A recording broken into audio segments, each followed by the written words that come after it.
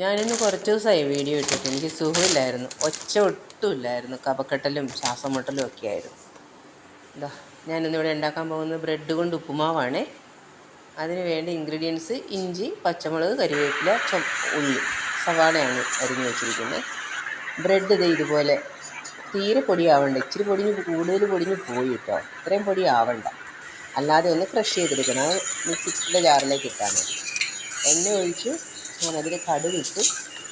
ഇനി നമുക്ക് കടുക് പൊട്ടി കഴിയുമ്പോഴത്തേക്കും എല്ലാ ഉപ്പുമാവും ഉണ്ടാക്കുന്ന പോലെ തന്നെ നമുക്ക് അതിനകത്തേക്ക് സവാളയും പച്ചമുളകും ഇഞ്ചി കരിവേപ്പില ഇട്ടില്ല. ഇതിനൊരു കൂട്ടം കൂടി വേണമായിരുന്നു, മല്ലിയില. അതെന്തെങ്കിലും ഉണ്ടായിരുന്നില്ല. മല്ലിയിലയും കൂടി ഇട്ടാൽ നല്ല ടേസ്റ്റാണ്. അതൊന്ന് നല്ലോണം വഴന്ന് വരാൻ വേണ്ടിയിട്ട് ഒരു അല്പം ഉപ്പ് ചേർക്കാം. ബ്രെഡിന് മധുരമുള്ള സ്വീറ്റ് ബ്രെഡാണ്.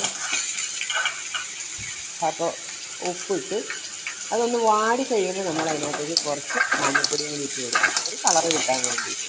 അതിനുവേണ്ടി മാത്രമാണ് മഞ്ഞൾപ്പൊടി ഇടുന്നത്. അപ്പം മഞ്ഞൾപ്പൊടിയും കൂടി ഇട്ടാൽ ഒന്ന് വാടി മതി, അല്ലാണ്ട് മൊരിഞ്ഞൊന്നും പോകണ്ട. അപ്പോൾ നമുക്ക് അതിനകത്തേക്ക് ഈ ബ്രെഡ് പൊടിച്ച് വെച്ചിരിക്കുന്നത്, ഇത് ഞാൻ പൊടിച്ചത് ഇച്ചിരി കൂടുതലായി പോയിട്ട് എത്രയും പൊടിയല്ല, ഇച്ചിരി കൂടി കരിവരിപ്പോട് കൂടി പൊടിക്കുക. എന്നിട്ട് നല്ലോണം അത് ഇളക്കി ഒന്ന് മുരിഞ്ഞ് അടി പിടിക്കാതെ ഒന്ന് മുരിഞ്ഞ് കിട്ടുകയാണെന്നുണ്ടെങ്കിൽ നല്ല ടേസ്റ്റായിരിക്കും കേട്ടോ.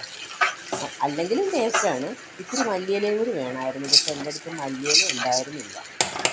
എനിക്ക് പാടില്ലാതിരുന്ന കാരണം പനി, കഫക്കെട്ടലും ശ്വാസം മുട്ടലും എല്ലാം കൂടി ഈ ഓപ്പറേഷൻ ചെയ്തതിന് ശേഷം ഒരു സ്വസ്ഥതയേ ഇല്ല ശരീരത്തിൽ.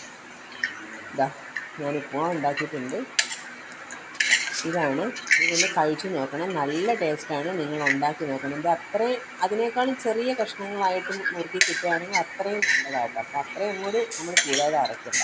ഇത്രയും ഉള്ളൂ ഇന്നത്തെ വീഡിയോ.